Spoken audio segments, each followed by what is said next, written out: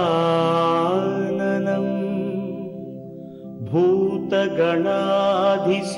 भूतगणाधिसेवितं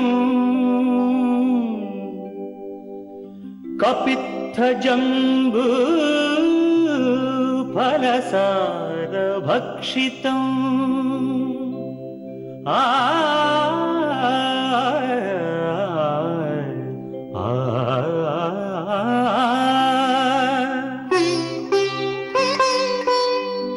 उमासुतं शोकविनाशकारणं नमामि विघ्नेश्वर पादपङ्कजम्।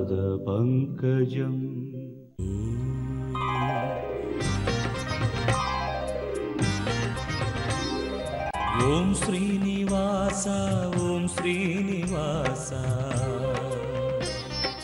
ओम श्रीनिवास ओम श्रीनिवास நாள்தோறும் உனை நான் பாட வேண்டும் நான் பாடவும் தன் அருளாசி வேண்டும் ஏழு ஸ்வரங்களுமே ராகம் இசைத்திடுமே ஏழு ஸ்வரங்களுமே ராகம் இசைத்திடுமே ஏழு மலை கரசே ஏழு மலை கரசே ஓம் ஸ்ரீனிவாசா ஓம் ஸ்ரீனிவாசா ஓம் ஸ்ரீனிவாசா ஓம் ஸ்ரீனிவாசா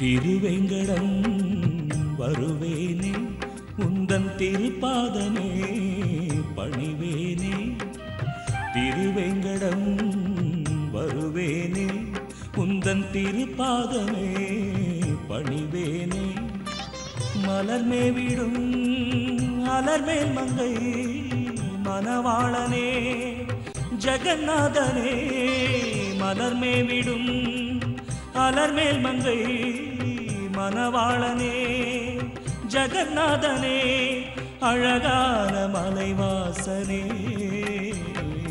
ஓம் ஸ்ரீனிவாச ஓம் ஸ்ரீனிவாச ஓம் ஸ்ரீனிவாச ஓம் ஸ்ரீனிவாச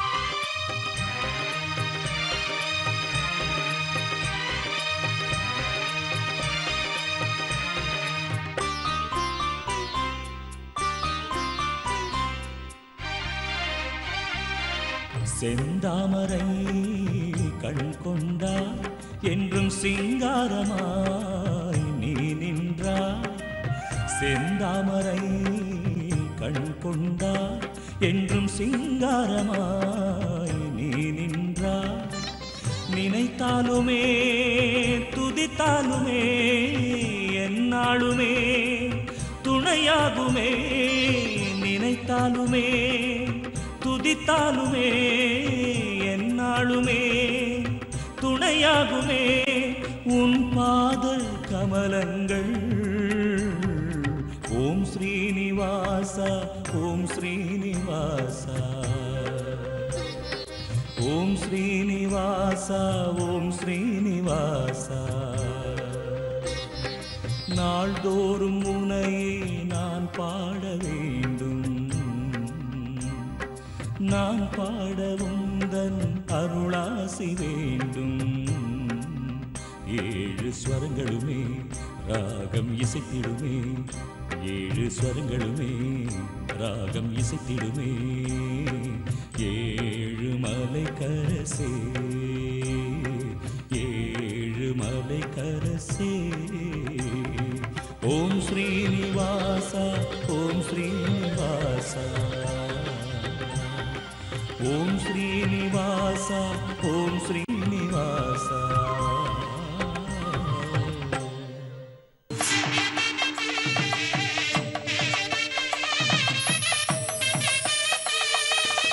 வணக்கம்.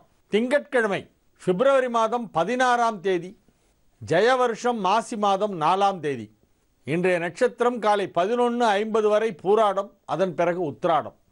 பகல் 11:50 வரை பூராட நட்சத்திரம், அதன் பிறகு உத்திராட நட்சத்திரம் ஆரம்பமாகிறது. அதன் பிறகு நாள் முழுவதும் உத்திராடம். திதி தேய்பிறை துவாதசி திதி மதியம் வரையிலே இருக்கிறது. அதன் பிறகு திரையோதசி. பிற்பகல் 12:50 வரை துவாதசி, அதன் பிறகு திரையோதசி. 12:50 வரை சித்த யோகம், அதன் பிறகு யோகம் நன்றாக இல்லை. ரிஷப ராசிக்கு சந்திராஷ்டமம் மாலை 5:43 வரை, அதன் பிறகு மிதுன ராசிக்கு சந்திராஷ்டமம். இன்று மாலை 5:43 வரை ரிஷப ராசிக்கு சந்திராஷ்டமம் இருக்கிறது. மாலை 5:43க்கு ரிஷப ராசிக்கு சந்திராஷ்டமம் முடிவடைந்து மிதுன ராசிக்கு ஆரம்பமாகிறது. மாலை 5:43 முதல் மிதுனத்திற்கு சந்திராஷ்டமம். இன்று பிரதோஷம். இந்த பிரதோஷத்துடைய சிறப்பு என்ன அப்படின்னா, அந்த சிவராத்திரிக்கு முன்னால் வர பிரதோஷம். இன்றைக்கி பிரதோஷம், நாளைக்கு சிவராத்திரி. சில நேரத்தில் ரெண்டும் சேர்ந்து கூட வரும். சாயந்தரம் சூரியன் அஸ்தமிக்கிற நேரத்தில் திரையோதசி திதி இருந்து அதன் பிறகு சதுர்தசி வந்தால் ஒரே நாளில் பிரதோஷமும் சிவராத்திரியும் வரும். ஒரு சில வருடங்களிலே அப்படி வந்திருக்கிறது. ஆனால் இந்த வருடம் சிவராத்திரி தனியாக வருகிறது, பிரதோஷம் தனியாக வருகிறது. இன்றைக்கு பிரதோஷம், நாளை தினம் சிவராத்திரி. ஆகவே இன்றைக்கும் நாளைக்கும் மிக முக்கியமான வழிபாட்டுக்குரிய நாட்கள். ஏதாவது ஒரு சிவன் கோயில் பக்கத்தில் இருக்கிற கோயிலுக்கு போய் இன்றைக்கி பிரதோஷத்தில் எல்லாரும் கலந்துக்கணும். அதே மாதிரி நாளைக்கு சிவராத்திரி விடிய விடிய விடிய விடிய சிவபெருமானுக்கு அபிஷேகம் நடந்து கொண்டே இருக்கும். ஒவ்வொரு கால அபிஷேகமும் முதல் காலம், 2ஆம் காலம், 3ஆம் காலம்னு அபிஷேகம் பண்ணுவாங்க. ஒவ்வொரு கால அபிஷேகத்திற்கும் ஏகாதச ருத்ர ஜபம் நடைபெற்று கொண்டிருக்கும். ஒரு புறத்திலே திருமுறை பாராயணங்கள் நடைபெற்று கொண்டிருக்கும். பக்தர்களெல்லாம் சேர்ந்து நமச்சிவாய மந்திரத்தை, 5 எழுத்து மந்திரத்தை உச்சரித்து கொண்டு சிவபுராணம் சொல்லிக்கொண்டு சிவராத்திரிக்கு நடைபெறும் அபிஷேக ஆராதனைகளை விடிய விடிய கண்விழித்து பார்க்கக்கூடிய நாள் நாளைய தினம். இன்று பிரதோஷம், நாளை சிவராத்திரி. வருஷத்தில் 2 நாள் தான் விடிய விடிய சாமி கும்பிடுவோம். ஒன்று வைகுண்ட ஏகாசி, இன்னொன்று சிவராத்திரி. வைகுண்ட ஏகாசி அன்றைக்கி எல்லா பெருமாள் கோயிலும் நைட்டு ஃபுல்லாக திறந்திருக்கும். விடிய விடிய அன்றைக்கி நாராயண மந்திரத்தை சொல்ல வேண்டும். 8 எழுத்து மந்திரத்தை உச்சரிக்க வேண்டிய நாள் வைகுண்ட ஏகாசி. சிவராத்திரி அன்று அனைத்து சிவன் கோவில்களும் விடிய விடிய திறந்திருக்கும். நாளைய தினம் சிவராத்திரி. இந்த 2 நாட்களிலுமே கண் விழித்து சாமி கும்பிடணும். வருஷத்தில் 2 நாள் தான் நைட்டு கோவில் திறந்திருக்கும். மற்ற நாட்களிலே நள்ளிரவில் கோவிலை திறக்கக்கூடாது. இப்போல்லாம் டிசம்பர் 31 நடுராத்தில் கோயிலை திறந்து பூஜை பண்ணுறாங்க. அது நம்ம ஆகம விதிப்படி ஏற்புடையது அல்ல. அது தடுக்கப்பட வேண்டும். சிவன் கோயிலை சிவராத்திரி அன்னைக்கு திறக்கலாம், பெருமாள் கோயிலை வைகுண்ட ஏகாதசி திறக்கலாம். வேறு எந்த கோயிலுமே எந்த நாள்லையும் நைட்டு டைமில் திறந்து வைக்கக்கூடாது. இதுதான் நம்மளுடைய வழக்கம். இன்றைய தினம் பிரதோஷம், நாளைய தினம் சிவராத்திரி. இன்று ராகு காலம் 7:30 மணி முதல் 9 மணி வரை. யமகண்டம் காலை 10:30 மணி முதல் பகல் 12 மணி வரை. குளிகை நேரம் மதியம் 1:30 மணி முதல் 3 மணி வரை. நல்ல நேரம் என்னும் சுபஹோரைகள் பகல் 12 மணி முதல் மதியம் 2 மணி வரை, மதியம் 3 மணி முதல் 4 மணி வரை, மாலை 6 மணி முதல் இரவு 9 மணி வரை. இன்றைய கிரக நிலவரம்: கடகத்தில் குரு, கன்னியில் ராகு, விருச்சிகத்தில் சனி, தனுசில் சந்திரன், மகரத்தில் புதன், கும்பத்தில் சூரியன் சுக்கிரன், மீனத்தில் செவ்வாய் கேது. மாலை 5:43 சந்திரன் தனுசு ராசியிலிருந்து நகர்ந்து மகரத்திற்குள் செல்கிறது. மேஷ ராசிக்கு இது ஒரு நன்மைகள் நடைபெறும் நல்ல நாள். ராசிக்கு 9ஆம் இடத்திலும் 10ஆம் இடத்திலும் சந்திரன் இருக்கக்கூடிய ஒரு அற்புதமான ஒரு நல்ல நாள். 10ஆம் இடத்திற்கு மாலை நேரத்திலே சந்திரன் வந்த பிறகு அது குரு பார்வையிலே வருகிறது. குருச்சந்திரன் ஒன்றுக்கொன்று நேர் எதிராக இருக்கக்கூடிய ஒரு அற்புதமான ஒரு கிரக அமைப்பு இன்று மாலையிலே ஏற்படுகிறது. மாலை வரையிலே குருச்சந்திரன் பரிவர்த்தனை, அதன் பிறகு குருச்சந்திரன் பார்வை. ஆக நாள் முழுவதும் மேஷராசிக்கு நன்மைகள் அதிக அளவிலே நடைபெறுகின்ற ஒரு மிகச்சிறந்த நாளாக விளங்கும். 11ஆம் இடமாகிய லாபஸ்தானத்திலே சூரியன் சுக்கிரன் இணைந்திருக்கின்ற காரணத்தினால் நீங்கள் எடுத்த காரியம் அனைத்திலும் வெற்றி பெறுவீர்கள். தொட்டது துலங்கும், நினைத்தது நடக்கும், மிகப்பெரிய நன்மைகளெல்லாம் நடைபெறுகின்ற ஒரு அற்புதமான ஒரு நல்ல நாளாக இந்த நாள் விளங்குகிறது. அஷ்டமத்து சனி காரணமாக ஒரு சில விஷயங்களிலே தடைகள் தாமதங்கள் இருந்தாலும் இன்றைய தினத்திற்கான கிரக நிலவரம் உங்களுக்கு மிகவும் சாதகமாக இருக்கிறது. ஆகவே நன்மைகள் அதிக அளவிலே நடைபெறும். ரிஷபராசிக்கு மாலை 5:43 வரை சந்திராஷ்டமம் இருக்கிறது. அதன் பிறகு நீங்கள் மிகவும் மகிழ்ச்சியாக இருப்பீர்கள். அதிக நன்மைகளெல்லாம் நடைபெறும். உங்களது முக்கிய பணிகளை எல்லாம் மாலை நேரத்திலிருந்து நீங்கள் செய்யலாம். இன்று மாலை பிரதோஷ வழிபாடு செய்கின்ற ஒரு முக்கியமான நாள். இன்று பிரதோஷம், நாளை சிவராத்திரி. ஆகவே இன்று மாலை நேரத்திலே நீங்கள் பிரதோஷ வழிபாடு செய்ய வேண்டும். மாலை 5:43 வரை சந்திராஷ்டமம். அதுவரையிலே அதிகமாக யாருடனும் பேச வேண்டாம். பணம் கொடுக்கல் வாங்கல் போன்றவற்றையெல்லாம் இன்றைய தினத்திலே தவிர்த்து விடுவது நல்லது. முக்கியமான கடமைகளை மட்டும் செய்து வரவும். மாலை நேரத்தில் 5:43க்கு பிறகு ஆலயத்திற்கு சென்று பிரதோஷ வழிபாடு செய்துவிட்டு வரவும். மிதுன ராசிக்கு இது ஒரு நல்ல நாள். மாலை 5:43க்கு சந்திராஷ்டமம் ஆரம்பமாகிறது. ஆகவே உங்களது முக்கிய பணிகளை எல்லாம் பகல் நேரத்திலே நீங்கள் செய்யலாம். மாலை 5:43க்கு சந்திராஷ்டமம் ஆரம்பமாகி விடுகிறது. ஆகவே அதன் பிறகு நீங்கள் முக்கிய பணிகளை செய்ய வேண்டாம், தவிர்த்து விட வேண்டும். அனைத்து வேலைகளையும் அதற்கு முன்பாக முடித்து கொள்ள வேண்டும். முக்கியமான வேலைகளை எல்லாம் மாலை 5:43க்கு முன்பாக செய்துவிட வேண்டும். அதன் பிறகு அமைதியாக இருக்க வேண்டும். சாயந்தர நேரத்தில் பிரதோஷம் இன்னைக்கு சிவசிவான்னு பேசாமல் இருங்க. சாயந்தர நேரத்தில் யாராவது ஏதாவது வம்பு கிழுத்து வாயை கிளறி இது இப்படியாமே அது அப்படியாமேன்னு யாரை பற்றியா கேட்டால் கூட நீங்கள் அழுத்தமாக இருக்கணும். எதுவும் பதிலே சொல்லக்கூடாது.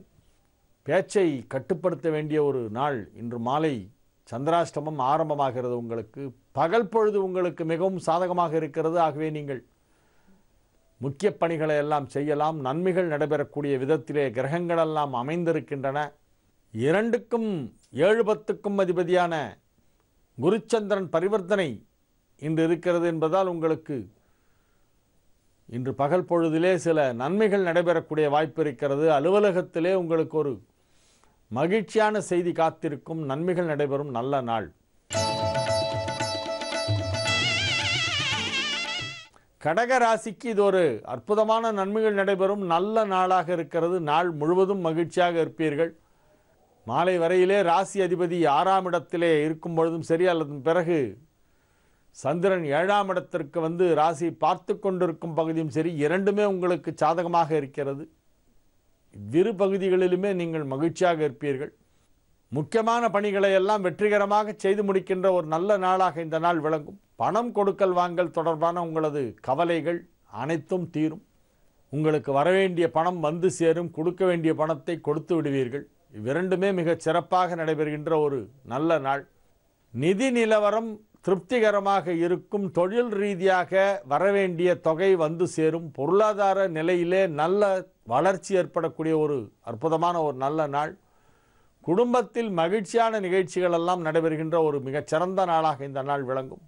தாய் வழி உறவினர்களை சந்திக்கக்கூடிய வாய்ப்பு ஒரு சிலருக்கு கிடைக்கும். நீண்ட நாட்களாக சந்திக்க முடியாமல் இருந்த அல்லது வெளியூர்களிலே வசித்து கொண்டிருக்கும் உங்களது உறவினர்கள் சிலரை இன்று மாலை நேரத்திலே சந்திப்பதற்கு வாய்ப்பு இருக்கிறது. குடும்பத்தில் மகிழ்ச்சியான சூழ்நிலை உருவாகும். ஆரோக்கியம் சிறப்பாக இருக்கும்.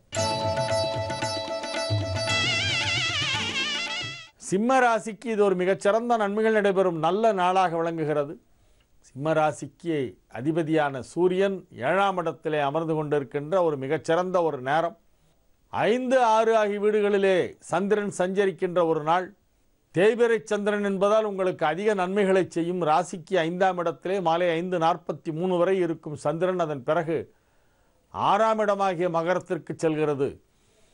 அங்கே சென்று குருவால் பார்க்கப்படுகிறது. 5ஆம் இடத்திலே இருக்கும் பொழுது குருவோடு பரிவர்த்தனை பெற்றிருக்கிறது. 6ஆம் இடம் சென்ற பிறகு குருவால் பார்க்கப்படுகிறது. ஆகவே நாள் முழுவதும் உங்களுக்கு சாதகமான ஒரு கிரக நிலவரம் அமைந்திருக்கின்ற ஒரு அற்புதமான ஒரு நல்ல நாள். இறை வழிபாட்டின் மூலமாக மிகப்பெரிய ஒரு மனச்சாந்தி பெறுவீர்கள். மனதிலே உள்ள அலைமோதி கொண்டிருக்கும் கவலைகளுக்கெல்லாம் ஒரு விடிவு காலம் இப்பொழுது வந்துவிட்டது. உங்களது கவலைகள் அனைத்தும் தீர்ந்துவிடும். நல்ல தகவல்கள் வந்து சேரும். நன்மைகள் அதிக அளவிலே நடைபெறக்கூடிய ஒரு மிகச்சிறந்த நாளாக இந்த நாள் விளங்கும். மகிழ்ச்சியான நிகழ்ச்சிகள் எல்லாம் நடைபெறுகின்ற ஒரு அற்புதமான நல்ல நாள். கன்னி ராசிக்கு இது ஒரு மிகச்சிறந்த நன்மைகள் நடைபெறும் நல்ல நாளாக விளங்குகிறது.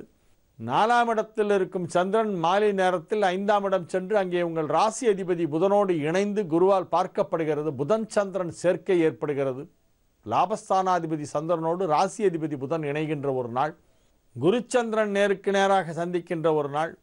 மிகச்சிறப்பான கிரக அமைப்பு ஏற்படுகிறது. இன்று மாலை நேரத்திலே முற்பகல் நேரத்திலும் உங்களுக்கு சாதகமான ஒரு கிரக நிலவரம் இருக்கிறது. மாலைக்கு பிறகு மிக அற்புதமான ஒரு கிரக நிலவரம் அமைகிறது. ஆகவே நாள் முழுவதும் நன்மைகள் அதிக அளவிலே நடைபெறும். மகிழ்ச்சியாக இருப்பீர்கள், ஆரோக்கியமாக இருப்பீர்கள், உற்சாகமாக உங்களது பணிகளை எல்லாம் விறுவிறுப்பாக செய்து முடிப்பீர்கள். நீங்கள் எடுத்த காரியம் அனைத்தும் வெற்றி பெறுகின்ற ஒரு மிகச்சிறந்த நாளாக இந்த நாள் விளங்கும். வியாபாரத்தில் இருப்பவர்களுக்கு அமோக லாபம் கிடைக்கும்.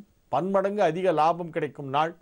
சிறு தொழில் செய்கின்றவர்கள், குறுந்தொழில் செய்கின்றவர்களுக்கெல்லாம் இது அற்புதமான தொழில் வளர்ச்சியை ஏற்படுத்துகின்ற ஒரு உன்னதமான நேரம் நடைபெற்று கொண்டிருக்கிறது. இன்றைய தினம் அதிலும் அதிக அளவிலே உங்களது தொழில் வளர்ச்சி ஏற்படும். கல்வி பயிலும் மாணவ மாணவியரின் கல்வி முன்னேற்றம் வெகு சிறப்பாக இருக்கும். கல்வித்துறையிலே பணிபுரிபவர்களுக்கு பதவி உயர்வு கிடைக்கும். புதிய பொறுப்புகள் வழங்கப்படும். அதிக அளவிலான நன்மைகள் நடைபெறக்கூடிய ஒரு மிகச்சிறந்த நாளாக இந்த நாள் விளங்குகிறது. துலா ராசிக்கு இது ஒரு மகிழ்ச்சியான நாள். நன்மைகள் அதிக அளவிலே நடைபெறுகின்ற ஒரு நல்ல நாளாக விளங்கும். ராசிக்கு 3ஆம் இடத்திலே மாலை வரையிலே சந்திரன் இருக்கிறது. அதன் பிறகு 4ஆம் இடம் சென்று அங்கே பாக்யாதிபதி புதனோடு இணைந்து குருவால் பார்க்கப்படுகின்ற ஒரு அற்புதமான ஒரு கிரக நிலவரம் ஏற்படுகிறது. அதிக அளவிலே நன்மைகள் நடைபெறக்கூடிய ஒரு நல்ல நாளாக இந்த நாள் விளங்குகிறது. இன்றைய தினம் பிரதோஷம், நாளைய தினம் சிவராத்திரி. இன்றைக்கும் நாளைக்கும் நீங்கள் அருகிலே உள்ள சிவன் கோவிலுக்கு சென்று வழிபாடு செய்ய வேண்டும். உங்களுக்கு மிகப்பெரிய நன்மைகள் எல்லாம் நடைபெறப் போகின்றன. நீங்கள் எதிர்பார்த்து கொண்டிருக்கும் ஒரு நற்செய்தி உங்களை வந்தடைய போகிறது. அதற்கான நேரம் நெருங்கிவிட்டது. இறை வழிபாட்டை சற்று அதிகமாக்குங்கள். இறைவனின் அருளால் தடைகள் இன்றி நீங்கள் எதிர்பார்த்து கொண்டிருக்கும் அந்த ஒரு நல்ல விஷயம் நடந்து முடியும். ஆரோக்கியத்திலே நல்ல முன்னேற்றம் ஏற்படும். பொருளாதார நிலையிலே குறிப்பிடத்தக்க நல்ல வளர்ச்சி ஏற்படும். இது நன்மைகள் அதிக அளவில் நடைபெறும் நல்ல நாள். விருச்சிக ராசிக்கு இது ஒரு மிகச்சிறந்த நன்மைகள் நடைபெறும் நல்ல நாளாக விளங்குகிறது. உங்கள் ராசிக்கு நன்மை செய்யும் கிரகங்கள் அனைத்தும் நல்ல நிலையிலே இருக்கின்றன. மிகச்சிறப்பான ஒரு கிரக நிலவரம் ஏற்பட்டிருக்கின்ற அற்புதமான ஒரு நல்ல நேரம் நடைபெற்று கொண்டிருக்கிறது. ஆகவே உங்களுக்கு மிகப்பெரிய நன்மைகளெல்லாம் நடைபெறும். இன்றைய தினம் உங்களது தொழிலிலே ஒரு மிக முக்கியமான நாள் என்று சொல்லலாம். குறிப்பிட்டு சொல்லும்படி இந்த நாளை நீங்கள் நினைவில் வைத்து கொள்ளும்படி ஏதோ ஒரு நல்லது நடக்கப் போகிறது. நீங்கள் உத்தியோகத்தில் இருந்தால் உங்களுக்கு நிச்சயமாக இப்பொழுது பதவி உயர்வு கிடைக்கும். சுய தொழில் செய்து கொண்டிருந்தால், வியாபாரம் செய்து கொண்டிருந்தால் அல்லது சேவை சார்ந்த துறைகளிலே ஏதேனும் நீங்கள் சுயமாக தொழில் செய்து கொண்டிருந்தால் இப்பொழுது அதிலே மகத்தான ஒரு வளர்ச்சி ஏற்படும். மிகப்பெரிய அளவிலே உங்களது தொழில் வளர்ச்சி அடைந்து அதன் மூலமாக உங்களுக்கு பெயர், புகழ், பணம் அனைத்தும் கிடைக்கும். நன்மைகள் அதிக அளவிலே நடைபெறக்கூடிய மிகச்சிறந்த நாளாக இந்த நாள் விளங்குகிறது. நீங்கள் எந்த துறை சார்ந்தவர்களாக இருந்தாலும் சரி, எந்த தொழிலில் உள்ளவர்களாக இருந்தாலும் அந்த தொழிலே ஒரு மிக மிக உயர்ந்த நிலைக்கு வரப்போகிறீர்கள். அத்தகைய ஒரு அற்புதமான நாளாக இந்த நாள் விளங்குகிறது. மகிழ்ச்சியான நாள். நன்மைகள் அதிக அளவில் நடைபெறும் நல்ல நாள். அற்புதமான நன்மைகள் நடைபெறும் நல்ல நாளாக இந்நாள் விளங்கும். தனுசு ராசிக்கு இது ஒரு மிகச்சிறந்த நன்மைகள் நடைபெறும் நல்ல நாளாக விளங்குகிறது. ராசியில் சந்திரன் இருக்கக்கூடிய ஒரு நாள். இன்று மாலை 5:43க்கு சந்திரன் ராசியை தாண்டி 2வது வீடான மகரத்திற்குள் பிரவேசிக்கின்றது.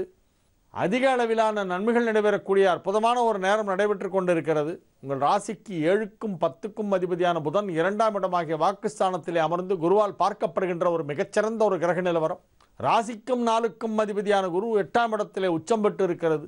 5க்குடையவன் 4ஆம் இடத்திலே அமர்ந்து குருவால் பார்க்கப்படுகிறது. மிகச்சிறப்பான நன்மைகள் எல்லாம் நடைபெறுகின்ற ஒரு மிக அற்புதமான ஒரு நேரம் என்று இதை சொல்லலாம். நன்மைகள் மிக மிக அதிக அளவிலே நடைபெறுகின்ற ஒரு நல்ல நாள். இன்றைக்கு பிரதோஷம், நாளைக்கு சிவராத்திரி. ஆகவே இவ்விரண்டு நாட்களிலுமே நீங்கள் அருகில் உள்ள சிவன் கோயிலுக்கு சென்று சிறப்பு வழிபாடுகளிலே கலந்து கொள்ள வேண்டும். திருவண்ணாமலையிலே சிவராத்திரி அன்று இரவு கிரிவலம் செய்தால் மிகவும் நல்லது. 12 ராசிக்காரங்களும் பண்ணலாம். சிவராத்திரி அன்று இரவு திருவண்ணாமலை கிரிவலம் செய்வது மிக மிக சிறப்பு. நாளை தினம் சிவராத்திரி. தனுசு ராசிக்கு இப்பொழுது நன்மைகள் அதிக அளவிலே நடைபெறுகின்ற ஒரு நல்ல நாளாக விளங்குகிறது. இன்றைய நாள் ஒரு மகிழ்ச்சியான நாள், வெற்றிகரமான நாள். ஆரோக்கியம் சிறப்பாக இருக்கும். பொருளாதார நிலையிலே நல்ல முன்னேற்றம் ஏற்படும். திருமண வயதில் இருப்பவர்களுக்கு திருமணம் நிச்சயிக்கப்படும். மகர ராசிக்கு இது ஒரு மிகச்சிறந்த நன்மைகள் நடைபெறும் நல்ல நாளாக விளங்குகிறது. வளமான எதிர்காலம் உங்களுக்கு இருக்கிறது என்பதை உணர்த்துகின்ற விதத்திலே சில நிகழ்ச்சிகள் எல்லாம் நடைபெறும். வருங்காலம் மிகச் சிறப்பாக இருக்கப் போகிறது என்பதை உங்களுக்கு புரிய வைக்கும் விதத்திலே சில நல்ல வாய்ப்புகள் எல்லாம் கிடைக்கும். மிக அற்புதமான வாய்ப்புகள் எல்லாம் உங்களை தேடி வருகின்ற ஒரு நேரம் என்று இதை சொல்லலாம். நல்ல வாய்ப்புகள் வரும்பொழுது அவற்றை பயன்படுத்தி கொள்ள வேண்டும். இன்றைய தினம் உங்களது தொழில் வளர்ச்சிக்கு தேவையான நல்ல சந்தர்ப்பங்கள் கிடைக்கும். அவற்றை நீங்கள் சரிவர பயன்படுத்தி கொண்டால் நன்மைகள் அதிக அளவிலே நடைபெறும். மிகச்சிறப்பான நன்மைகள் எல்லாம் நடைபெறுகின்ற ஒரு நல்ல நாளாக இந்த நாள் விளங்குகிறது. மகிழ்ச்சியாக இருப்பீர்கள். மிகப்பெரிய தொழில் வளர்ச்சி ஏற்பட போகிறது. நன்மைகள் அதிக அளவிலே நடைபெறுகின்ற ஒரு நல்ல நாள். கும்ப ராசிக்கு இது ஒரு மிகச்சிறந்த நன்மைகள் நடைபெறும் நல்ல நாளாக விளங்குகிறது. ராசிக்கு 11ஆம் இடத்திலே சந்திரன் மாலை 5:43 வரை இருக்கிறது. அதன் பிறகு 12ஆம் இடமாகிய மகரத்திற்கு வந்து அங்கே சந்திரன் குருபார்வை பெறுகிறது. இன்றைய நாள் உங்களுக்கு ஒரு மிகப்பெரிய ஒரு மகிழ்ச்சியான செய்தியை கொண்டு வந்து சேர்க்கின்ற நாளாக இருக்கும். நீங்கள் எந்த செய்தி வந்தால் இப்பொழுது மகிழ்ச்சி அடைவீர்களோ அந்த செய்தி வரும். நீங்கள் மனதிற்குள் நினைத்து கொண்டிருக்கின்ற ஒரு விஷயம் இன்று நடந்துவிடும். நன்மைகள் அதிக அளவிலே நடைபெறுகின்ற ஒரு நல்ல நாளாக இந்த நாள் விளங்குகிறது. ராசியிலே சூரியன் சுக்கிரன் சேர்க்கை ஏற்பட்டிருக்கிறது. அது உங்களுக்கு ஒரு மிகப்பெரிய நன்மை செய்யக்கூடிய அற்புதமான ஒரு கிரக அமைப்பு. கலைத்துறை சார்ந்தவர்களுக்கு அதிக அளவிலான நன்மைகள் நடைபெறும். பொருளாதார ரீதியாக நல்ல முன்னேற்றம் ஏற்படும். உணவுத்துறை சார்ந்த தொழிலில் உள்ளவர்களுக்கு அந்த தொழிலிலே இதுவரை கண்டிராத அளவிற்கு மிகப்பெரிய ஒரு வருமானத்தை பார்க்க முடியும். மருத்துவர்கள், மருத்துவத்துறை சார்ந்த பணிகளிலே உள்ளவர்கள் ஆகியோருக்கெல்லாம் இது ஒரு மிக மிக அதிக நன்மைகள் நடைபெறும் நல்ல நாளாக விளங்கும். அனைத்து விதமான தொழிலில் உள்ளவர்களுக்கும் தொழில் வளர்ச்சி மிகச் சிறப்பாக இருக்கும். அதிக நன்மைகள் நடைபெறக்கூடிய ஒரு நல்ல நாளாக இந்த நாள் விளங்குகிறது. இன்றைக்கு பிரதோஷம், நாளைக்கு சிவராத்திரி. இவ்விரண்டு நாட்களுமே மிக முக்கியமானவை. ஆகவே மாலை நேரத்திலே இன்றைய தினம் பிரதோஷ வழிபாடு செய்வதற்காகவும் நாளை இரவு முழுவதும் சிவராத்திரி பூஜையிலே கலந்து கொள்வதற்காகவும் அருகிலே உள்ள கோவிலுக்கு சென்று வாருங்கள். உங்களுக்கு நன்மைகள் அதிக அளவில் நடைபெறுகின்ற நல்ல நாள். மீன ராசிக்கு இது ஒரு மிகச்சிறந்த நன்மைகள் நடைபெறும் அற்புதமான நாளாக விளங்கும். ராசிக்கு 10ஆம் இடத்திலும் 11ஆம் இடத்திலும் சந்திரன் இருக்கக்கூடிய ஒரு நாள். ஆகவே எடுத்த காரியம் அனைத்தையும் வெற்றிகரமாக செய்து முடிப்பீர்கள். தொட்டது வெற்றி. நீங்கள் எதை செய்தாலும் அது வெற்றிகரமாக நடந்து முடியும். இன்றைய தினம் மிக மிக அற்புதமான நன்மைகள் எல்லாம் நடைபெறுகின்ற ஒரு நல்ல நாள். பெரும்பாலான கிரகங்கள் உங்களுக்கு சாதகமான நிலையிலே இருக்கின்றன. பாதகமாக எதுவுமே இல்லை. எல்லா கிரகங்களும் சாதகமாக இருக்குது. அற்புதமான நன்மைகள் நடைபெறும் ஒரு நல்ல நாளாக இந்த நாள் விளங்கும். மகிழ்ச்சியாக இருப்பீர்கள். உங்களது தொழில் மிகச்சிறப்பாக முன்னேற்றம் அடையும். ஆரோக்கியத்திலே அற்புதமான ஒரு வளர்ச்சி ஏற்படுகின்ற ஒரு நல்ல நாள். பொருளாதார நிலையிலே நல்ல முன்னேற்றம் ஏற்படும். நாளைய விசேஷங்கள். நாளைய தினம் மகா சிவராத்திரி. சிவபெருமான் வழிபாட்டுக்குரிய முக்கியமான நாள். வருடத்தில் ஒரு நாள் சிவராத்திரி. அது நாளைய தினம். மாதம் 2 முறை பிரதோஷம் வரும். வருடத்தில் ஒரு நாள் சிவராத்திரி. சிவன் ராத்திரி என்று சிலர் சொல்வார்கள். சிவராத்திரி என்றும் சொல்லலாம். மகா சிவராத்திரி என்று இது சொல்லப்படுகிறது. இந்த மகா சிவராத்திரி என்பது சிவ வழிபாட்டிற்கு மிக மிக முக்கியமான நாள். ஏதாவது ஒரு சிவன் கோயிலுக்கு போய் சிவ தரிசனம் பண்ணிட்டு வரணும். தேவார பதிகம் பாடப்பட்ட 276 சிவஸ்தலங்களில் ஏதேனும் ஒன்றுக்கு முடிந்தால் சென்று வாருங்கள். உங்களுக்கு அருகிலே எது இருக்கிறதோ அதற்கு போகலாம். அல்லது 12 ஜோதிர்லிங்கங்களில் ஏதேனும் ஒன்றுக்கு முடிந்தால் சென்று வாருங்கள். அல்லது திருவண்ணாமலையிலே போய் கிரிவலம் செய்துவிட்டு வாருங்கள். இரவு நேரத்திலே சிவ வழிபாடு செய்ய வேண்டிய நாள் நாளைய தினம். சிவராத்திரி அன்று சிவனுக்கு அர்ச்சனை செய்வதற்கு வில்வ இலைகளை வாங்கி கொடுத்தால் ரொம்ப புண்ணியம். செய்த பாவங்களெல்லாம் ஒரே ஒரு வில்வத்தை போட்டாலே தீருமா சிவராத்திரி அன்னைக்கு. அவ்வளவு சிறப்பு அந்த வில்வ அர்ச்சனை என்பது. நாளைய தினம் சிவராத்திரி. சிவராத்திரி அன்று சிவதரிசனம் செய்து சிவபெருமானின் அபிஷேகத்திற்கு தேவையான பொருட்களை நம்மால் இயன்ற அளவு வாங்கி கொடுத்து, ஆலயத்திலே விளக்கேற்றுவதற்கு நல்லெண்ணெய் வாங்கி கொடுத்து, சிவராத்திரி பூஜையிலே இயன்ற அளவு பங்கேற்று கலந்து கொண்டு வழிபாடு செய்து சிவநாமத்தை உச்சரித்து 5 எழுத்து மந்திரத்தை மனதாரச் சொல்லி வாயாரச் சொல்லி இறைவனை வழிபட வேண்டிய நாள் நாளைய தினம். நாளைய தினம் சிவராத்திரி. மீண்டும் நாளைய நிகழ்ச்சியிலே உங்களை சந்திக்கும் வரை உங்களிடமிருந்து விடைபெற்றுக் கொள்வது உங்கள் வழிகாட்டி ஜோதிடர் ஹரிகேசநல்லூர் வெங்கட்ராமன். வணக்கம். ஜீ தமிழ் தொலைக்காட்சி நேயர்களுக்கு வணக்கம். ஒளிமயமான எதிர்காலம் நிகழ்ச்சி மூலமா ஓம்காரம் பகுதியில் சந்திக்கிறதுல சந்தோஷம். உங்களுடைய வாழ்க்கையில் மேன்மையடைய, உங்களுடைய பிரச்சனைகள் தீர, ஜாதக ரீதியான சந்தேகங்களுக்கு விடை காண யோக ஆஞ்சநேயர் சக்தி பீடம், அனுமன் உபாசகர் ஜோதிட சிவம், திருவல்லிக்கேணி சுவாமி கண்ணன் பட்டாச்சாரியா சப்தரிஷி வாக்கியம் மூலம் உங்களுடைய பிரச்சனைகளுக்கு தீர்வு சொல்லுவார். வணக்கம் சுவாமிஜி. நாராயண. சுவாமிஜி, இன்றைய தினம் எப்படி இருக்கு? என்னென்ன பூஜைகள் நம்ம பண்ணலாம்? என்னென்ன ஆன்மீக வழிபாடுகள் இருக்கு சுவாமிஜி? ஸ்ரௌதத்மார்த்தாதிகம் கர்ம நிகிலம் ஏன சூத்ரிதம் தஸ்மை சமஸ்த வேதார்த்த விதே விகணசே நமக. ஓம் ஸ்ரீம் ஹ்ரீம் க்ளீம் க்ளௌம் கம் கணபதியே வரவரத சர்வஜனமே வசமானாய ஸ்வஹா. அபராஜித பிங்காக்ஷ நமஸ்தே ராமபூஜிதா. கிருஷ்ணம் வந்தே ஜகத்குரும். ஜெயந்தி மங்களாகாளி பத்ரகாளி கபாலினி துர்காஷமா சிவாதாத்ரி ஸ்வாகாசோதா நமோஸ்துதே. குரு பிரம்மா குரு விஷ்ணு குருதேவோ மகேஸ்வரகா குரு சாட்சாத் பரம்பிரம்மா தஸ்மை ஸ்ரீ குரவே நமக. அஸ்மத் குருபியோ நமக. விகனச மகா குருவே நமக. அனுமன் சுவாமிகள் ஆசிகளுடன் மங்களகரமான ஜெய வருஷம் மாசி மாதம் 4ஆம் தேதி 16/2/2015 திங்கட்கிழமையாகிய இன்று பல ஆன்மீக விஷயங்களை பற்றி விரிவாக பேசலாம். பொதுவாக இந்த ருத்ராட்ச மாலை, துளசி மாலை, தாமரமணி இதெல்லாம் ஒரு ஆன்மீக சின்னங்களாக சொல்லப்பட்டிருக்கு. இந்த காலத்தில் எது சரியானது எது சரியில்லை இந்த மணிகளில் அப்படின்னு தெரிஞ்சுக்கணுன்னா, இப்போ அடுத்து வரக்கூடிய காலங்களில் இதை பற்றி சொல்ல போகிறோம். நீங்கள் ருத்ராட்சத்தில் கூட போலி உண்டான்னு கேட்பீங்க. அந்த காலத்தில் சாதாரணமாக இந்த ருத்ராட்சங்கள்ன்றது நிறைய இடங்களில் கிடச்சிருந்தது. இப்போ எல்லாரும் அதை பயன்படுத்தப்படுத்த தேவை அதிகமாக, எந்த பொருளுக்கு தேவை அதிகமாகிறதோ அந்த இடத்துல போலி எளிதில் நுழைஞ்சிடுது. நாங்கள் இந்த ருத்ராட்சம் சைனாலேருந்து வருதுன்னு சொல்கிறோம். சில இடங்களில் வேறு எங்கெங்கோ சில ஊர்லேருந்து கூட வரலாம்னு நினைக்கிறோம். பெரும்பாலும் சைனாலேருந்து வருதுன்றா டூப்ளிகேட் பிளாஸ்டிக்கில் வருது. இந்த ருத்ராட்ச மணி பிளாஸ்டிக்கில் வருது. அப்போ பார்த்தீங்கன்னா ஒரிஜினல் ருத்ராட்சத்துக்கும் இந்த பிளாஸ்டிக்கில் வர ருத்ராட்சத்துக்கும் அதிக வித்தியாசங்கள் இல்லாமல் தெரியுது. பார்த்தா ரெண்டும் கேட்டால் போலியாக வரக்கூடிய அந்த பிளாஸ்டிக்கில் வர ருத்ராட்சம் ஒரிஜினலை விட நன்னா தெரியுது. இதை பற்றிலாம் எது உண்மையானது எது போலியானதுன்றதை பின்னால் நம்ம பார்க்க போகிறோம். இப்போ ஸ்படிக மணியில் கூட பார்த்தீங்கன்னா கண்ணாடி மணி ரொம்ப பளபளப்பாக இருக்கும். ஆனால் ஒரிஜினல் ஸ்படிகத்தில் அந்த பளபளப்பு பார்க்க முடியல. ஆனால் இதெல்லாம் எப்படி நம்ம வித்தியாசம் காணப்படுறோன்றது பின்னால் நம்ம நேரடியாக நீங்கள் பார்க்க முடியாத விளக்கமாகவே நாங்கள் செய்து காட்டுறோம். ரொம்ப நன்றி சுவாமிஜி. இன்னைக்கு நிறைய விஷயங்கள் நீங்கள் மக்களுக்காக சொல்ல போறீங்க. அதுக்கு முதல் நேர் யார் எங்கேருந்து அழைச்சிருக்காங்க அப்படின்னு பார்த்துடலாம். வணக்கம். ஹலோ, வணக்கம். வணக்கம் சார், உங்களுடைய பேர் சொல்லுங்க. பேர் தேவராஜன், சைதாப்பேட்டிலேருந்து பேசுறேங்க.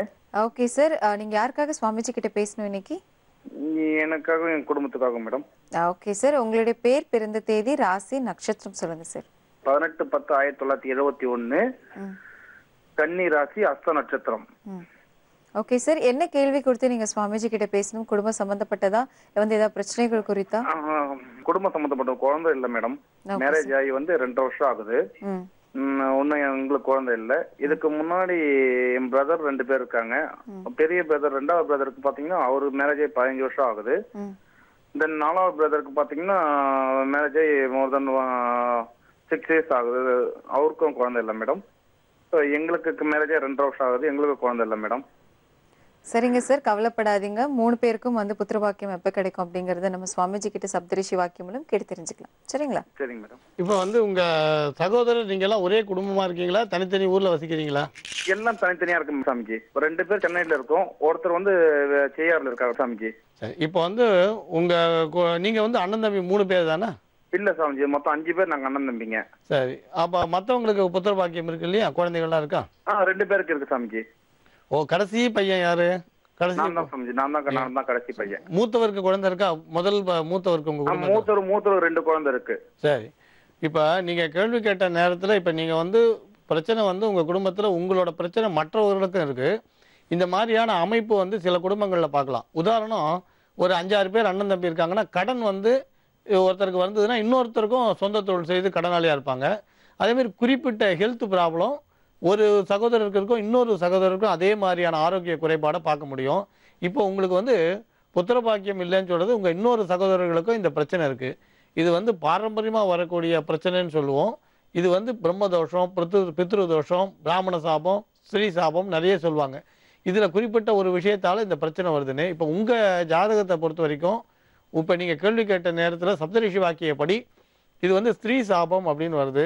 இந்த ஸ்திரீ சாபத்துக்கு இப்போ வந்து புத்திர தோஷத்துக்கு பரிகாரம் செய்யறதை விட ஸ்திரீ சாபத்துக்குரிய பரிகாரத்தை பண்ணிட்டு அப்புறம் நீங்கள் புத்திர தோஷத்துக்கு என்ன உண்டோ அந்த பரிகாரத்தை வந்து நீங்கள் பண்ணிக்கலாம். இப்போ இதுக்கு வந்து முக்கியமாக நாங்கள் உங்களுக்கு சொல்கிறது, காசியில் வந்து சோழி அம்மன் அப்படின்னு ஒரு அம்மன் உண்டு. நீங்கள் யாருக்கு வந்து புத்திர பாக்கியம் இல்லையோ நீங்கள் அந்த அண்ணன் தம்பி கணவன் மனைவி அதாவது தம்பதிகளாக போனோம். நீங்கள் மட்டும் போகாமல் உங்கள் மனைவியோட காசிக்கு போய் அந்த சோழி அம்மனை தரிசனம் பண்ணுங்க. சோழி அம்மனை காசிக்கு போய் நீங்கள் தரிசனம் பண்ணுங்க. அதுக்கப்புறம் விசாலாட்சி சன்னதியில் உங்களுக்கு வந்து மேரு, உங்களுக்கு வந்து மகாமேருன்னு ஒரு சக்கரம் உண்டு. இது ஆதிசங்கரால் உங்களுக்கு பிரதிஷ்டை பண்ணப்பட்ட விசேஷம்னு சொல்லுவாள். அந்த இடத்துல அன்னபூர்ணி தேவி விசாலாட்சி சன்னதி தனித்தனியாக இருக்கும். காசிக்கு போனீங்கன்னா காசி விஸ்வநாதர் சன்னதி போகிறதுக்கு முன்னால் உங்களுக்கு அந்த இடத்துல விசாலாட்சி சன்னதி உண்டு. காசி விஸ்வநாதர் சன்னதிக்கு முன்னால் அந்த விசாலாட்சி சன்னதியில் இந்த மகாமேரு இருக்கு. கணவன் மனைவி 2 பேரும் தம்பதிகளா அந்த விசாலாட்சி சன்னதியில் புத்திரபாக்கியம் வேண்டி ஸ்திரீ சாபம், பெண் சாபம் விலக அப்படின்னு சங்கல்பம் பண்ணுங்க. அந்த இடத்துல போனீங்கன்னா சங்கல்பம் பண்ணுவா. அந்த சங்கல்பத்தில் கட்டாயம் நீங்கள் அஸ்ய தேவதேவஸ்ய அப்படின்னு ஆரம்பித்து பண்ணுவா. அந்த சங்கல்பத்தில் பெண் சாபம் விலக அப்படின்னு பண்ணி உங்களுக்கு சோடச உபச்சாரங்கள் அவளை பண்ண சொல்லி கொடுப்பா. பாத்தியம், அர்க்கியம், ஆச்சமனியம், ஸ்நானம் எல்லாம் சொல்லி அர்க்கியம் ஆச்சமனியங்களோட சொல்லுவா. சோடச உபச்சாரம் பேர். அது பண்ணி உங்களுக்கு வந்து லலிதா திருசடி அல்லது லலிதா சகசிரநாமம் அல்லது லலிதா அஷ்டோத்திரம் ஏதாவது ஒன்று அங்கே பண்ணுவா. குங்குமத்தால் பண்ணுவா. உங்களையே பண்ண சொல்லுவா. கணவன் மனைவி 2 பேரும் தம்பதிகளாக உட்காந்தே பண்ணலாம். அதுக்கப்புறம் உங்களுக்கு அந்த மகாமேருக்கு நைவேத்தியம் உண்டு. வெத்தலை பாக்கு பழம் நைவேத்தியம் பண்ணுவா. பண்ணிவிட்டு அந்த குங்குமத்தை பிரசாதம் கொடுப்பா. திருமங்கல்ய சரடு கொடுப்பா. சிவப்பு வளையல் கொடுப்பா. இதை நீங்கள் வாங்கி அந்த இதை வந்து தம்பதிகளாக யாருக்கு புத்திர பாக்கியம் இல்லையோ அந்த 3 சகோதரன் உங்களுக்கு மனைவியோட போங்க. ஹஸ்பண்ட் ஒய்ஃபாக கணவன் மனைவியாக போய் இந்த பூஜையை முடிங்க. சோழியம்மன் தரிசனமும் விசாலாட்சி சன்னதியில் இந்த மகாமேரு பூஜையும் இந்த ஸ்திரீ சாபத்தை போக்கும். கட்டாயம் உங்களுக்கு வந்து புத்திர பாக்கியம் வரும். ரொம்ப சின்ன விஷயம்தான். உங்களுக்கு காசி பிரயாணம் போங்க, சோழியம்மனை தரிசனம் பண்ணுங்க, விசாலாட்சி சன்னதியில் மகாமேரு பூஜை பண்ணுங்க, அந்த பிரசாதத்தை வாங்கிட்டு வாங்க. வேற ஒன்றும் வேண்டாம். கட்டாயம் உங்களுக்கு வந்து புத்திர பாக்கியம் சித்திக்கும், ஸ்திரீ சாபம் விலகும். இந்த விசாலாட்சி சன்னதி சாதாரண இடம் இல்லை, சக்தி பீடம். அதுக்கப்புறம் வழக்கம் போல் நீங்கள் என்னென்ன உண்டோ அதெல்லாம் பண்ணுங்கள். காசிக்கு போனீங்கன்னா என்ன உண்டோ பைரவர் தரிசனம், உங்களுக்கு வந்து பைரவர் சமாராதனை, வியாச காசி இந்த தரிசனம், ஹரிச்சந்திரா காட் போகிறது, இதெல்லாம் நீங்கள் பண்ணுங்கள். ஏன்னா ஹரிச்சந்திரா காட்டுன்னு ஒன்று எதுவும் நினைக்காதீங்க. அது படித்துறையில் வந்து பொதுவாக வந்து ஹரிச்சந்திர மகாராஜா கடைசியாக அந்த வெட்டியான் வேலை பார்த்த இடம் சொல்லுவா. அதையும் நம்ம வந்து படகுல போகும்போது தரிசனம் பண்ணுவோம். அங்கே வந்து காசியில் தீட்டு கிடையாது. நம்மளை மாதிரி வந்து மசான தீட்டெல்லாம் கிடையாது. இங்கெல்லாம் நம்ம மசானத்தை பார்த்தாலே குளிக்கணும்னுவோம். அங்கே அப்படி கிடையாது. ஹரிச்சந்திரன் சத்தியத்தை நிரூபித்த இடம். அது வந்து பவித்திரமான இடம். அதனால் அதனோட பெருமைகள்லாம் அங்கே போனால் தெரியும். ஆனால் உங்களுக்கு நான் சொன்னது முக்கியமாக நீங்கள் சொன்னது ஏன் இதை சொல்கிறேன்னா, நீங்கள் சோழியம்மனை தரிசனம் பண்ணிவிட்டு விசாலாட்சி பூஜை பண்ணிவிட்டு வரணும்னு அர்த்தம் இல்லை. காசிக்கு போனீங்கன்னா விநாயகர் தரிசனத்துலேருந்து பைரவர் தரிசனம் வரைக்கும் முறையாக பண்ணுங்கள். இடையில வந்து நீங்கள் உங்களுக்குன்னு விசேஷமாக பண்ண வேண்டியது சோழி அம்மனும் உங்களுக்கு கட்டாயம் உங்களுக்கு வந்து இந்த விசாலாட்சி பூஜையும் உங்களுக்காக நான் சொல்லியிருக்கேன். இது ரெண்டும் உங்களுக்கு காசிக்கு போகிற வழக்கு அந்த வழியில் இதெல்லாம் உண்டு. இதை செய்யுங்க. வேறு ஒன்றும் வேண்டாம். கட்டாயம் உங்களுக்கு புத்திர பாக்கியம் கிடைக்கும், புத்திரி பாக்கியமும் கிடைக்கும். அதாவது ஆண் குழந்தையும் பிறக்கும், பெண் குழந்தையும் பிறக்கும். வேறு பரிகாரங்கள் எதுவும் உங்களுக்கு வேண்டாம். கட்டாயம் புத்திர பாக்கியம் உண்டு. நம்புங்கள், நல்லதே நடக்கும். அடுத்த நேர் யார் இருக்காங்கன்னு பார்த்துடலாம். வணக்கம். வணக்கம். வணக்கம், உங்களுடைய பேர் சொல்லுங்க. ஜெயசித்ரா மேடம். சொல்லுங்கம்மா, எங்க இருந்து பேசுறீங்க? நான் கடலூர் மாவட்டம் விருதாச்சலம்ன்ற ஊர்ல இருந்து பேசிட்டு இருக்கேன். யாருக்காக நீங்க சுவாமிஜி கிட்ட இன்னைக்கு பேச போறீங்க தெரிஞ்சுக்கலாமா? எங்க வீட்டுக்காரருக்காக தாங்க பேசணும். அவருடைய பேர், பிறந்த தேதி, ராசி, நட்சத்திரம் சொல்லுங்க. கே சண்முகம். 16/8/1969 வெள்ளிக்கிழமை காலை 5:30 மணிக்கு பிறந்திருக்காரு. கன்னி ராசி, உத்திர நட்சத்திரம், கடக லக்னம் மேடம். என்ன சந்தேகம் குறித்து நீங்க சுவாமிஜி கிட்ட பேசணும்னு தெரிஞ்சுக்கலாமா? எங்க தொழில்ல முன்னேற்றமே இல்லைங்க மேடம். எங்களுக்கு அவர் 30 வருஷமா ஃபீஸ் கேரட் தொழில் பண்ணிட்டு இருக்காரு. அதுல ஒண்ணுமே ஒரு ஸ்டெப்புமே முன்னுக்கு வர முடியல. ஒரே எது செஞ்சாலும் ஒண்ணுமே பண்ண முடியல. ஒரு வீடு வாங்கணும், இடம் வாங்கணும்னு அவருக்கு ஆசை, ஒரு கம்பெனி வைக்கணும் ஆசை, எதுவுமே செய்ய முடியல. நிறைய கடன் வேற ஆயிடுச்சு. ரெண்டாவது அவருக்கு உடம்பு வேற சரியில்லாம போயிடுச்சு. அதனாலதான் இதெல்லாம் என்ன எதனாலன்னு கேட்கலான்ட்டு போன் பண்ணீங்க. இப்ப இருக்க எல்லா பிரச்சனைகளுமே சீக்கிரமா உங்களை விட்டு விலகிடும். இருந்தாலும் நம்ம சுவாமிஜி கிட்ட சப்தரிஷி வாக்கியம் மூலம் கேட்டு தெரிஞ்சுக்கலாம். சரிங்களா? நன்றி. சொல்லுங்கம்மா, என்ன தொழில் பண்ணிட்டு வர? வணக்கம் சார். அவர் சிஎஸ்கேஆர் தொழில் பண்ணிட்டு இருக்காரு சார். செராமிக் பிசினஸ் வீட்லயே வச்சு பண்ணிட்டு இருக்கோம் நாங்க. சரி. அதுல ஒன்னும் ஒரு முன்னேற்றமே இல்ல சார். அதுல அப்படியே இருக்கு. ஒன்னும் அது 2-3 வருஷமா ரொம்ப டல் ஆயிடுச்சு. தொழில்ல ரொம்ப நஷ்டமாயிடுச்சு. அவருக்கு உடம்பு வேற சரியில்லாம போயிடுச்சு. என்ன மாதிரி உடம்பு அவருக்கு? அவரு திடீர்னு ஒரு மயக்கம் வந்துச்சு. அதுல இருந்து காது நரம்பு ஏதோ பாதிச்சிச்சுன்னு சொல்றாங்க. அதுல இருந்து திடீர்னு அப்பப்ப மயக்கம் வருது. சரி. அது ஒரு பிரச்சனை. கடன் வேற அதிகமாயிடுச்சுங்க சாமி. அதான் நீங்க உங்களுக்கு ரொம்ப எளிய சிறப்பான பரிகாரமா ஒரு பரிகாரம் சொல்றோம். இப்ப சொல்ற பரிகாரத்தை செய்யுங்க. இது சிறப்பான முன்னேற்றம் நீங்க எதிர்பார்த்தபடி உங்களுக்கு கிடைக்கும். நீங்க முதல்ல நவகிரகத்துல செவ்வாய்க்கு சிவப்பு வஸ்திரம் சாத்தி உங்களுக்கு ஒரு அர்ச்சனை செவ்வாய்க்கிழமைக்கு இவர் பேரில் பண்ணிக்கங்க. ஒன்று. ரெண்டாவது விஷயம் ஒரு சின்ன ஒரு வெங்கல மணி வாங்கி, சின்ன மணினா அந்த கையில் அடிக்கிற மணி, அதை வாங்கி அம்மன் கோயிலுக்கும் முருகன் கோயிலுக்கும் கொடுங்க. சின்ன மணி கையில் அந்த பூஜைக்கு அடிக்கிற மணி வாங்கி செவ்வாய்க்கிழமைக்கு அம்மன் கோயில் அல்லது முருகன் சன்னதியில் கொடுங்க. அதை தானமாக கொடுங்க. அவள் கோயிலில் வச்சுப்பா பூஜைக்கு, அதை கொடுங்க. இந்த ரெண்டு நீங்கள் பண்ண வேண்டியது. பக்கத்தில் எந்த கோயில் இருக்கோ அங்கே பண்ணுங்கள். இப்போ இவரோட ஆரோக்கிய பிரச்சனையை பொறுத்த வரைக்கும் இப்போ தற்சமயம் இந்த தொல்லைகள் தொடர்ந்து வந்திருக்கிறதா வருதை தவிர சப்தரிஷி வாக்கியப்படி இது முடிஞ்சதா வரலை. இது மருத்துவம் பலன் கொடுக்கவும், மருத்துவ செலவு குறையவும், திருப்பி ஆரோக்கியமாக அவர் உழைக்கவும் இப்போ சொல்ல போகிற பரிகாரம் நல்ல பலன் தரும். நீங்கள் சௌந்தரிய லகரின்னு இருக்குது, அதில் 3வது ஸ்லோகமோ அல்லது அபிராமி அந்தாதின்னு இருக்குது, அதில் 3வது ஸ்லோகமோ சொல்லுங்கள். டெய்லி குறைஞ்சபட்சம் ஒரு நாளைக்கு 16 முறை. ஏன் உங்களுக்கு சொல்கிறேன்னா, உங்களுக்கு சௌந்தரிய லகரில் இருக்கிற ஸ்லோகம் வடமொழின்றதுனால படிக்க கஷ்டமாக இருந்தால் அபிராமி அந்தாதி சுத்த தமிழில் இருக்குது, அது 3வது ஸ்லோகத்தை படிங்க. பசு வெண்ணெய் வாங்கி அதை நைவேத்தியம் பண்ணுங்க. எலுமிச்சங்காய் அளவு நைவேத்தியம் பண்ணுங்க. அதை சாப்பிட்றலாம். நீங்கள் இது ஒரு வாரமும் திங்கக்கிழமை அன்னைக்கு செய்யுங்க. இந்த பசு வெண்ணெய் நைவேத்தியமும் அபிராமி அந்தாதி அல்லது சௌந்தரிய லகரி 3வது ஸ்லோக பாராயணம்ன்றது ஒரு திங்கக்கிழமையும் காலம்பர வேலை குளிச்சுட்டு அதை சொல்லுங்க. பசு வெண்ணெய் நைவேத்தியம் பண்ணுங்க. அதை பிரசாதமாக நீங்கள் எடுத்துக்கங்க. பசு வெண்ணெய் எடுத்து ஒரு எலுமிச்சங்காய் அளவு இருக்கலாம். அதை நைவேத்தியம் பண்ணிவிட்டு அந்த பிரசாதத்தை நீங்கள் சாப்பிட்ருங்க. நீங்களும் சாப்பிட்லாம், உங்கள் கணவரும் சாப்பிட்லாம். இதில் முக்கியமான விஷயம் என்னென்னா, அன்றைக்கி அசைவத்தை தவிர்க்கிறது நல்லது அப்படின்னு சொல்லுவோம். இதுக்கப்புறம் அரளி செடி வாங்கி, அரளி பூக்கொல்லி அந்த அரளி செடி வாங்கி ஏதாவது கோயில் நந்தவனத்தில் வைங்க. கோயிலோட நந்தவனத்தில் மங்களவாரமான செவ்வாய்க்கிழமை அன்னைக்கு வைங்க. ஒரு முறை செய்தால் போகிறோம். இதை மட்டும் செய்யுங்க. இந்த ஸ்லோகம் படிக்கிறது மட்டும், திங்கக்கிழமை படிக்கிறது மட்டும் தொடர்ந்து எவ்வளோ நாள் முடியுமோ 3 மாதமோ 6 மாதமோ உங்களுக்கு மனதுக்கு ஒரு திருப்தியான சூழ்நிலை வர வரைக்கும் தொடர்ந்து படிங்க. வேறு எந்த சங்கல்பமும் வேண்டாம். ஒன்று கடன் அடையும், ஆரோக்கியம் நல்ல முறையில் இருக்கும், தொழில் அபிவிருத்தி அடையும், இந்த கடனில் இருக்கக்கூடிய மன வருத்தங்கள் விலகும், நீங்கள் சொன்ன சொல்லை காப்பாற்றக்கூடிய ஆற்றல் முருகப்பெருமான் அருளால் கிடைக்கும். வேறு எந்த பரிகாரமும் வேண்டாம். இதை செய்யுங்க, ரொம்ப சுலபம். ஆனால் பசு வெண்ணெய்ன்றது மட்டும் கொஞ்சம் கேட்டு வாங்குங்க.